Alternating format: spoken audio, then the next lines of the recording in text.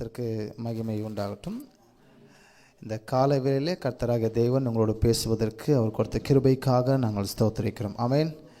இந்த 21 நாள் இந்த உபவாச கூட்டத்திலே தொடர்ச்சியாக நாம் பங்கு பெற்று கொண்டு இருக்கிறோம். தேவராஜ்யம் கட்டப்பட, நம்முடைய வாழ்க்கை தரங்களை உயர்த்தப்பட, பரிசுத்த ஆவியானவர் நமக்கு உதவி செய்வதற்காக அவருடைய சமூகத்திலே நாம் அமர்ந்திருக்கிறோம். ஹல்லேலூயா. அவர் சமூகத்தில் இருக்கும்போது அவர் தமது ரகசியத்தை சபைக்கு வெளிப்படுத்துகிறார். எத்தனை பேர் விசுவாசிக்கிறீங்க? ஹல்லேலூயா. வேதம் சொல்லுகிறது, தனக்கு சித்தமானவர்களுக்கு தமது ரகசியத்தை வெளிப்படுத்துகிற கர்த்தர். எனவே ஆண்டவர் உங்கள் மேல் சித்தம் கொண்டிருக்கிறபடினால தான் ஆண்டவர் தமது ரகசியத்தை உங்களுக்கு வெளிப்படுத்தி கொண்டிருக்கிறார். ஆமென். எத்தனையோ ஜனங்களுக்கு இந்த ரகசியங்கள் மறைக்கப்பட்டிருக்கிறது, நமக்கும் மறைக்கப்பட்டிருக்கிறது. ஆனாலும் அவர் சமூகத்தில் வந்து உட்காரும் போது அவர் தம்முடைய ரகசியத்தை வெளிப்படுத்தி தேவ ஜனங்கள் எப்பொழுதும் தப்பித்து கொள்ளும் வழியையும் போக்கையும் ஆண்டவர் ஏற்படுத்தி கொண்டே இருக்கிறார். ஏனென்றால் வேதம் சொல்லுகிறது, என்னுடைய மகத்துவத்தை அவர்களுக்கு நான் எழுதி கொடுத்தேன், அவர்கள் அந்நிய காரியமாக எண்ணினார்கள். ஆனால் நாமோ அந்த மகத்துவத்தை நன்மைக்குரிய காரியமாக மாற்றிக்கொண்டோம். ஒரு ஆமென் சொல்வோமா? அநேகர் வசனங்களை, வார்த்தைகளை அந்நிய காரியமாக நினைத்தார்கள்.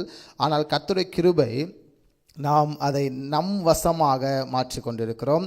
நமக்கு பயன்படும்படியாக கர்த்தரை ருசித்து கொண்டிருக்கிறோம். வசனத்தை சொந்தமாக்கி கொண்டிருக்கிறோம். வாக்குத்தத்தம் நமக்கு முழுவதும் வாழ்க்கையில் கிரியை செய்வதற்கு நாம் ஒப்பு தர வேண்டும். வாக்குத்தத்தம் நம்முடைய வாழ்க்கையில் கிரியை செய்யணும் அப்படின்னா அந்த நாட்களிலிருந்து இன்று வரை சில நாட்களில் சில கொஸ்டின் உங்களுக்கு இருக்கும். அநேக வாக்குத்தத்தங்களை ஆண்டவர் கொடுத்துட்டே இருக்கிறாரு, ஏன் என் வாழ்க்கையில் நடக்கிறதில்ல? அந்த வாக்குத்தத்தத்தின்படி என் வாழ்க்கையில் எதுவுமே நடக்கிறது என்று சொல்லுவீங்க அப்படின்னா, வாக்குத்தத்தம் உங்கள் வாழ்க்கை நிறைவேற வேண்டுமானால் அந்த வாக்குத்தத்தத்திற்கு உங்களை முழுவதும் ஒப்பு கொடுக்க வேண்டும். மிக முக்கியமாக உங்களை சரண்டர் பண்ணணும். நீங்கள் முழுவதுமாக ஆண்டவருடைய சமூகத்தில் சரண்டர் பண்ணாதான் அந்த வாக்குத்தத்தம் உங்களுக்குள்ளாக கிரியை செய்ய வைப்பார். அநேக வாக்குத்தத்தங்கள் நம் வாழ்க்கையில் நடக்காமல் போகிறதுக்கு காரணம் என்ன? கீழ்ப்படியாமை. நம் கீழ்ப்படியாமைனாலே நமக்கு கொடுக்கப்பட்ட அந்த ஆசீர்வாதத்தை சபையார் இழந்து கொண்டே இருப்போம். நான் பேசுங்க, புரியுதுங்களா?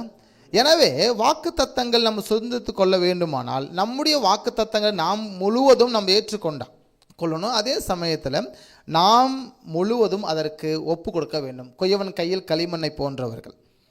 அவர் கையில் நம்ம களிமண்ணுன்னா ஆண்டவர் தன்னை எப்படியாகிலும் வடிவமைத்து கொள்ள வேண்டும் என்று தன்னை ஒப்பு கொடுப்பது. இல்லையென்றால் அவர் கையில் நம்ம இசைக்கருவி போல எப்படியாகிலும் நம்மை அவர் வாசித்து மகிழலாம் அப்படின்னு சொல்லி அவருடைய வார்த்தைக்கு அவர் கையிலே நம்முடைய முழு ஆவி, ஆத்மா, சரீரத்தையும் ஒப்பு கொடுக்கும்போது அவர் நமக்கு எதை செய்வேன் என்று ஆணையிட்டு கொடுத்தாரோ அது நமக்கு பூரணமாக கிடைக்கும். ஹல்லேலூயா. இந்த நாளிகையில் இந்த டிசம்பர் முழுவதும் பல இடங்களிலே உபவாச கூட்டம் நடந்து கொண்டிருக்கிறது. பல இடங்களிலே கர்த்தர் சமூகத்தில் உட்கார்ந்துட்டு இருக்கிறாங்க. அதே சமயத்தில் கிறிஸ்து இந்த மாதத்தில் தான் பிறந்தார் அப்படின்னு சொல்லி அநேக உபதேசங்கள் இருக்கிறது உண்டு. நம்ம கிறிஸ்மஸ் கொண்டாடி கொண்டு தான் இருக்கிறோம். ஆனாலும் கிறிஸ்து இந்த மாதத்தில் பிறந்தாரா அப்படின்னா உங்களுக்கு எல்லாருக்கும் தெரியும், நிச்சயமாக இல்லை என்று வேதத்தில் இருக்குது. ஆனாலும் இந்த நாட்கள் நம்ம கொண்டாடி கொண்டு இருக்கிறோம். வேதம் சொல்லுகிறது, நாட்களை விசேஷித்துக் கொள்கிறவன் விசேஷித்துக் கொள்ளட்டும். அப்போது நம்ம கிறிஸ்மஸ் காலங்களை ஆண்டவர் இந்த 25 பிறக்காவிட்டாலும் ஒரு வேளை அந்த காலங்களை நாம் பயன்படுத்தி இயேசு கிறிஸ்து பிறந்தார் என்று சொல்லி நம் உலகத்திற்கு அறிவிப்பதற்கு ஆண்டவர் நமக்கு ஒரு காலத்தை கொடுத்திருக்கிறார். இயேசு 25 தான் பிறந்தார்னா அப்படின்னு கிடையாது. நமக்கு தினமும் அவர் என்ன செஞ்சிட்ருக்காரு? அவர் பிறந்து கொண்டே இருக்கிறார். உங்கள் இருதயத்தில் பிறந்து கொண்டே இருக்கிறார். வாக்குத்தத்தம் கொடுத்து கொண்டே இருக்கிறார். ஆசீர்வதித்து கொண்டே இருக்கிறார். கர்த்தர் இந்த வருடத்துடைய 365 நாட்களும் ஆண்டவர் நம்முடைய இருதயத்தில் பிறந்து கொண்டு வசனத்தை கொடுத்து கொண்டே இருக்கிறார். ஹல்லேலூயா. ஆமென். ஓகே, இந்த வாக்குத்தத்தத்தை நம்ம பார்க்க போகிறோம். ஒரு வாக்குத்தத்தம் இங்கே இருக்குது, எல்லாம் சேர்ந்து வாசிக்கிறோம். லூக்கா 1ஆம் அதிகாரம் 14ஆம் வசனம். எல்லாம் ஸ்க்ரீனில் பார்த்து வாசிங்க. லூக்கா 1ஆம் அதிகாரம் 14ஆம் வசனம்.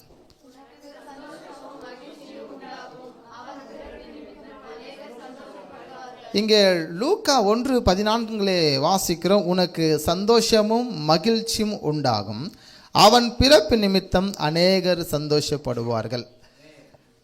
இந்த வாக்கு தத்தம் ஆண்டவர் ஒரு நபருக்கு கொடுக்குறாரு. அந்த நபர் பேர் தான் யோவான் ஸ்நானகர். யோவான் ஸ்நானகர் என்றால் நீங்கள் கவனிக்க வேண்டிய ஒன்று, சில நபர்கள் இயேசு கிறிஸ்து 12 சீடர்கள் ஒரு நபர்னு நினச்சிக்கிறாங்க. அவர் இல்லை. இயேசு கிறிஸ்து கூட இருந்த 12 சீடர்கள், யோவான் அது வேறு, யோவான் சுவிசேஷம் எழுதினா பார்த்தீங்களா, அந்த சுவிசேஷம் அது வேறு. இவர் யோவான் ஸ்நானகர். இந்த யோவான் ஸ்நானகர் அவரை குறித்து ஒரு வாக்குத்தத்தம் சொல்லப்பட்டிருக்கிறது. உனக்கு சந்தோஷமும் மகிழ்ச்சியும் உண்டாகும், அவன் பிறப்பு நிமித்தம் அநேக சந்தோஷப்படுவார்கள். ஹல்லேலூயா. அப்போ யோவான் ஸ்நானகர் பிறந்தது நிமித்தம் அநேக சந்தோஷப்படுவார்கள் என்று வேத வசனம் சொல்லுகிறது. அது மட்டும் இல்லாமல் ஒவ்வொரு கிறிஸ்தவர்களும் நீங்களும் நானும் ரட்சிக்கப்பட்டது அநேகருக்கு சந்தோஷமாக இருக்கணும். ஒரு ஆமென் சொல்லுவோமா? நீங்கள் பிறந்தது நல்லது என்று சொல்லணும், நீங்கள் வளர்ந்து கொண்டிருக்கிறது நல்லது என்று சொல்லணும், நீங்கள் ரட்சிக்கப்பட்டிருக்கிறது நல்லது என்று சொல்லுகிற அளவுக்கு ஒரு கிறிஸ்தவன் நிச்சயமாக வாழ வேண்டும். அதனால் தான் ஆண்டவருக்கு நம்ம சாட்சியை வாழ்வதற்கு நம்மை அவர் வைத்திருக்கிறார். இந்த வாக்குத்தத்தம் ஆண்டவர் கொடுத்திருக்கிறார். யோவான் ஸ்நானகனுடைய பிறப்பு நிமித்தம் அநேகர் சந்தோஷப்படுவார்கள். என்ன காரணம்? ஏன் அவர் பிறப்பு நிமித்தம் அநேகர் சந்தோஷப்பட வேண்டும்? அவர் பிறப்பு நிமித்தம் அநேக சந்தோஷப்படுவதற்கு அவசியம் என்ன என்று நாம் பார்ப்போம்னா, இங்கே நீங்கள் பார்க்கும்போது யோவான் ஸ்நானகர், இந்த பிக்சரை பார்த்தோன்னே உங்களுக்கு ஈஸியாக புரிஞ்சிடும். இவர் யோவான் ஸ்நானகர். இவர் அண்டையிலே ஞானஸ்நானம் எடுப்பதற்கு அநேகர் வந்திருக்கிறதையும் நாம் பார்த்து கொண்டிருக்கிறோம். அநேகர் ஞானஸ்நானம் எடுப்படி வந்திருக்கிறாங்க. அந்த நாட்களில் இப்படி ஞானஸ்நானம் எடுப்பதற்கு வருவார்களா என்றும் நாம் பார்க்க இருக்கிறோம். இந்த யோவான் ஸ்நானகர் குறித்து புதிய ஏற்பாட்டில் தான் வசனம் இருக்குது என்று அல்ல, இவர் பழைய ஏற்பாட்டிலும் இவரை குறித்ததான வசனங்கள் இருக்கிறதையும் நாம் பார்க்கிறோம்.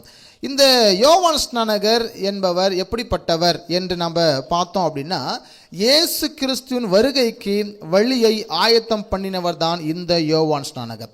இயேசு வருவார் என்று சொல்லியும், அவர் நமக்காக இந்த பூமியில் பிறப்பார் என்று சொல்லியும், இல்லை என்றால் அவர் அநேக மக்களுக்கு விடுதலை கொடுப்பார் என்று சொல்லியும், அவர் நமக்காக அவர் இயேசு மரிக்க போகிறார் என்று சொல்லியும், இந்த வாக்குத்தத்தத்தை முதலாக வழியை ஆயத்தப்படுத்தினவராக இருந்தவர் இந்த யோவான் ஸ்நானகர்.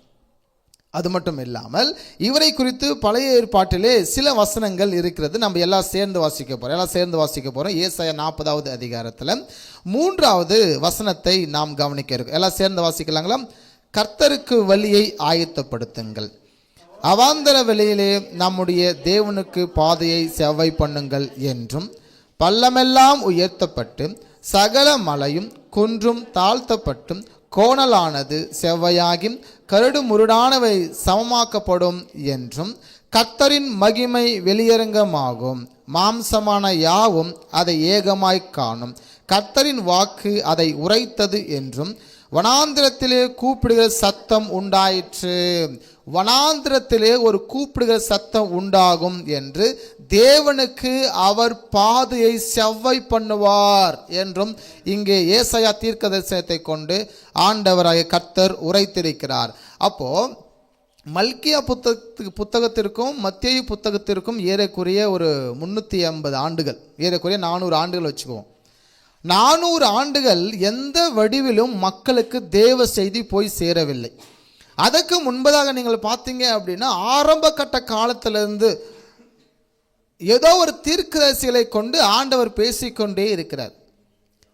அதற்கு பிற்பாடு ஒருவேளை நேபுகாத்நேச்சரால் சபை இடிக்கப்பட்டு அங்கே மக்கள் சிறை பிடிக்கப்பட்டு போன பிற்பாடும் ஆண்டவர் தீர்க்கதரிசிகளை ஏற்படுத்தி கொண்டிருந்தார். ஏசாயா, எரேமியா, எசேக்கியேல் போன்ற தீர்க்கதரிசிகள் எல்லாம் சபை இல்லாத காலத்தில் அவர் தீர்க்கதரிசனம் உரைத்து கொண்டிருந்தாங்க. இப்படி ஏதோ ஒரு வடிவில் மக்களுக்கு தேவ செய்தி போய்கொண்டே இருந்தது. ஏதோ ஒரு வடிவில் ஆசாரியர்களை வைத்து, இல்லை என்றால் அதுக்கு பிற்பாடு வேதப்பாரர்களை வைத்து, அதற்கு பிற்பாடு சில நபர்களை வைத்து ஏதோ ஒரு சத்தம், ஆண்டவர் சத்தம் மக்களுக்கு போய்கொண்டே இருந்தது. ஆண்டவரும் மக்களோடு இடைப்பட்டு கொண்டே இருந்தார். ஆனால் மல்கியாவுக்கு பிற்பாடு ஆண்டவர் எந்த தீர்க்கதரிசி வழியாகவும் மக்களுக்கு இடைப்படவில்லை. எந்த ஒரு நபர் வழியாகவும் மக்களுக்கு ஆண்டவர் பேசவில்லை. இந்த 400 ஆண்டுகளுக்கு பிற்பாடு ஒரு சத்தம் புறப்பட்டு வருகிறது. அவர்தான் யோவான் ஸ்நானகர். அவர் பேசுகிற முதல் வார்த்தை, மனம் திரும்புங்கள், பரலோக ராஜ்யம் சமீபம் என்று சொன்னார். ஹல்லேலூயா. பழைய ஏற்பாட்டிலே மனம் திரும்புங்கள் என்றும், இல்லையென்றால் பரலோக ராஜ்யம் சமீபம் என்றும் சொன்ன உபதேசம் இருக்காது. மனம் திரும்பு, இல்லைன்னு சத்துருவ அப்படிங்கிறாங்க. மனம் திரும்பலைன்னா ஆண்டவனை அடித்து கொண்டுடுவார் அப்படின்னாங்க. மனம் திரும்பினா உன் ஜனத்தில் இராதபடிக்கு அறுப்புண்டு போவீங்கன்னு சொன்னாங்க. ஆனால் பரலோக ராஜ்யம் சமீபம் என்றும் பரலோக ராஜ்யம் உங்களுக்கு உண்டு என்றும் சொல்லவில்லை. காரணம், பரலோக ராஜ்யம் பழைய ஏற்பாட்டு மக்கள் சொல்வதற்கு யாருக்கும் உரிமை இல்லாதிருந்தது. ஆனால் புதிய ஏற்பாட்டு மக்கள் நமக்கு உரிமை உண்டு. காரணம், அந்த பரலோக ராஜ்யத்தை கொண்டு போன ஆண்டவராக இயேசு கிறிஸ்து நமக்காக மரித்திருக்கிறார். ஹல்லேலூயா. பழைய ஏற்பாடு மக்களுக்கு அந்த இயேசு தான் பரலோக ராஜ்யத்தை கொடுப்பார் என்று அநேகருக்கு வெளிப்படுத்தாத ரகசியத்தை ஒரு தீர்க்கதரிசி வந்து சொல்கிறாரு. யோவான் ஸ்நானகர் சொல்கிறாரு, பரலோக ராஜ்யம் உண்டு. பரலோகத்தை பற்றி முதல் சத்தியத்தை, முதல் தகவலை புதியதாக இஸ்ராயேல் மக்கள் அந்த மோசே சொல்லிக் கொடுத்த நியாயப்பிரமாணத்தை இராததும் ஆகமங்களில் இராததும் தீர்க்கதரிசிகள் பேசிராத ஒரு புது வார்த்தையை இந்த யோவான் ஸ்நானகர் பேசுகிறாரு. பரலோக ராஜ்யம் உங்களுக்கு உண்டு என்று சொல்லுகிறார். புதிய ஒரு வார்த்தை அங்கே மக்களுக்கு அவர் சொல்லி கொண்டிருக்கிறதை நாம் பார்க்கிறோம். இவரை குறித்து இவர் வழியை ஆயத்தப்படுத்துவார் என்று பழைய ஏற்பாட்டில் மாத்திரமல்ல, மத்தேயும் சொல்லுகிறார். 4 சுவிசேஷத்தில் இருக்குது. மத்தேயு, மார்க்கும் சொல்லுகிறார். 3வது லூக்காவும் இவரை குறித்து பேசுகிறார். யாரை குறித்து பேசுகிறார் என்றால், யோவான் ஸ்நானகர் வருவார், அவர் வந்து இயேசு கிறிஸ்துக்கு வழியை ஆயத்தப்படுத்துவார் என்றும் மத்தேயு, மார்க்கு, லூக்கா. அது மட்டும் இல்லாமல் நீங்கள் கவனிக்கும் போது யோவானும் இதை குறித்து பேசுகிறார். இவர் வழியை ஆயத்தப்படுத்துவார் என்று சொல்லி கவனிங்க. சில சம்பவம் நீங்கள் வேதத்தில் படிச்சிருப்பீங்க. மத்தேயுவில் இருக்கிற சம்பவம் லூக்காவில் இருக்காது. மத்தேயுவில் இருக்கிற சம்பவம் யோவானில் இருக்காது. லூக்காவில் இருக்கிற சம்பவம் சிலது யோவானில் இருக்கும், மத்தேயுவில் இருக்காது. சில சம்பவங்கள் மாத்திரம்தான் 4 புத்தகத்திலையும் இடம் பிடிக்கப்பட்டிருக்கும். சில முக்கியமான குறிப்புகள், முக்கியமான சம்பவங்கள் மாத்திரம்தான். அந்த முக்கியமான சம்பவங்களில் ஒன்று, யோவான் ஸ்நானகர் கிறிஸ்துவுக்கு வழியை ஆயத்தப்படுத்துவார் என்று பழைய ஏற்பாட்டிற்கு வார்த்தையை எடுத்து ஒரு மேற்கோள் காட்டுகிறார்கள் இந்த 4 சுவிசேஷகர்களும். மத்தேயு, மார்க்கு, லூக்கா, யோவான் 4 சுவிசேஷத்திலையும் இயேசுவுக்கு வழியை யோவான் ஆயத்தப்படுத்துவார் என்று இவர்கள் 4 பேரும் எழுதினார்கள். இவர்கள் 4 பேரும் மட்டும்தான் எழுதினாங்களா, சொன்னாங்களா அப்படின்னா இல்லை, இயேசு கிறிஸ்துவும் சொல்லுகிறார். இங்கே கவனிங்க, லூக்கா 7ஆம் அதிகாரம் 24, 26 ஆகிய வசனத்தை கவனிக்கும் போது இங்கே எல்லாம் சேர்ந்து இந்த ரெஃபரன்ஸை வாசிக்க போகிறோம். லூக்கா 7ஆம் அதிகாரம் 24வது வசனம் வாசிங்க. தேவனுடைய தூதர்கள் யோவானுடைய தூதர்கள் போன பின்பு அவர் யோவானை குறித்து ஜனங்களுக்கு சொன்னது என்னவென்றால், 24, ஆம், தீர்க்கதரிசியை பார்க்கிலும் மேன்மையுள்ளவனையே உங்களுக்கு சொல்லுகிறேன். அடுத்தபடியாக ஒரு வசனத்தை அதே லூக்கா 7:27 கவனிக்கும் போது எல்லாம் சேர்ந்து வாசிங்க. இதோ நான் என் தூதனை உமக்கு முன்பாக அனுப்புகிறேன், அவன் உமக்கு முன்னே போய் உமது வழியை ஆயத்த பண்ணுவான் என்று எழுதிய வாக்கியத்தால் குறைக்கப்பட்டவன் இவன் தான். ஹல்லேலூயா. இயேசு கிறிஸ்துவே சொல்லுகிறார் அவரை குறித்து, யோவானை குறித்து, நான் என் தூதனை உமக்கு முன்பதாக அனுப்புகிறேன், அவன் உமக்கு முன்னே போய் உமது வழியை ஆயத்த பண்ணுவான் என்று எழுதியிருக்கிற அந்த ஏசாயா தீர்க்கதரிசன புத்தகத்தில் எழுதியிருக்கிற அந்த வார்த்தைகளை இயேசு கிறிஸ்து மேற்கோள் காட்டுகிறார். ஹல்லேலூயா. அப்போ யோவான் தான் வழியை ஆயத்தப்படுத்துவார் என்று சொல்லி மத்தேயும் சொல்லுகிறார், மார்க்கும் சொல்லுகிறார், லூக்காவும் சொல்லுகிறார், யோவான் புத்தகத்தில் யோவான் சுவிசேஷமும் சொல்லுகிறார். அதே சமயத்தில் ஆண்டவராக இயேசு கிறிஸ்துவும் சொல்லுகிறார், இவன் வழியை ஆயத்தப்படுத்த வந்தவன் என்று சொல்லி. 28 கவனிக்கும் போது யோவான் ஸ்நானகர் குறித்து இயேசு கிறிஸ்து சொல்லுகிறார், ஸ்திரீகளிடத்தில் பிறந்தவர்களில் யோவான் ஸ்நானனை பார்க்கிலும் பெரிய தீர்க்கதரிசி ஒருவனும் இல்லை. ஆமென். பெரிய தீர்க்கதரிசி ஒருவனும் இல்லை என்று இயேசு கிறிஸ்து யோவானை குறித்து பேசுகிறார். என்ன பெரிய தீர்க்க தரிசனம்? இவரை பார்க்கிலும் அநேக தீர்க்கதரிசிகள் அநேகமாய் சாதித்தார்கள். இவரை யோவான் ஸ்நானகரை பார்க்கிலும் அநேக தீர்க்கதரிசிகள் பெரிய பெரிய காரியங்கள். இப்போ எலியா தீர்க்கதரிசிலாம் பார்த்தீங்கன்னா வானத்திலிருந்து அக்கினி இறக்கிறார், விடுதலை கொடுக்கிறார். அதை பார்க்கும் எலிசா இரட்டத்தனையான அபிஷேகத்தை பெற்று அவர் அடையாள அற்புதங்களை செய்து கொண்டிருக்கிறார். அதை பார்க்கலாம் எத்தனையோ தீர்க்கதரிசிகள் மக்களுக்கு நன்மைகளை தேவனுக்கிட்ட வாங்கி கொடுத்தார்கள். இயற்கை மூலமாக அநேக அற்புதங்களை அடையாளங்களை செய்து கொண்டிருந்தார்கள். ஆனால் இயேசு சொல்லுகிறார், அவர்களை பார்க்கிலும் யோவான் ஸ்நானகன் பெரியவன். ஏன் பெரியவன் என்று சொல்லுகிறார் என்றால், எல்லாரும் சொல்லிராத ஒரு சம்பவத்தை இந்த யோவான் ஸ்நானகர் பேசுகிறார். என்ன சம்பவம்? சூப்பர். பரலோக ராஜ்யம் உங்களுக்கு உண்டு. மனம் திரும்புங்கள் என்று பழைய ஏற்பாட்டில் எச்சரிப்பு. மனம் திரும்பினால் ஆண்டவங்களை விட்டுருவாரு. மனம் திரும்பினா உங்களை அடிக்க மாட்டார். மனம் திரும்பினால் நீங்கள் தப்பித்துக் கொள்ளலாம். மனம் திரும்பினால் நான் உங்களை இந்த சங்காரத்திலிருந்து விடுதலை ஆக்குவேன், கொள்ளையிலிருந்து விடுதலை ஆக்குவேன். இப்படிப்பட்ட சவுண்டை மாத்திரம் கேட்டுக்கொண்டு இந்த மக்களுக்கு ஒரு புதிய சத்தம், பரலோக ராஜ்யம். மனம் திரும்புங்கள், பரலோக ராஜ்யம். இம்மைக்குரிய லாபத்திற்காக அல்ல, உங்களுக்கு மறுமைக்குரிய லாபம் உண்டு, உங்களுக்கு பரலோகத்து உண்டு என்று சொன்னவர். அந்த பரலோகத்துக்கு யார் கூட்டிட்டு போக முடியும் அப்படின்னா அவர் சொல்லுகிறார், எனக்கு பின் ஒருவர் வருவார், அவர் நிமித்தம் எல்லோரும் பரலோகத்துக்கு போக போறோம். ஹல்லேலூயா. எனவே இப்படி புதிய ஒரு சம்பவத்தையும் ஒரு தீர்க்க தரிசனத்தையும் இந்த யோவான் ஸ்நானகர் சொன்னார். அந்த யோவான் ஸ்நானகர் சொன்னது நிமித்தம் இயேசு அவரை குறித்து சொல்லுகிறார், அவன் ஒரு பெரிய தீர்க்கதரிசி. பழைய ஏற்பாடு புதிய ஏற்பாடுக்கும் உண்டான அந்த பரலோக ராஜ்யத்திற்கு உட்பட்ட அந்த சம்பவத்தை பேசின ஒரு தீர்க்கதரிசி, முதல் தீர்க்கதரிசியாக இந்த யோவான் ஸ்நானகர் இருந்ததாக ஆண்டவராக இயேசு கிறிஸ்து சொல்வார். யோவான் ஸ்நானகருடைய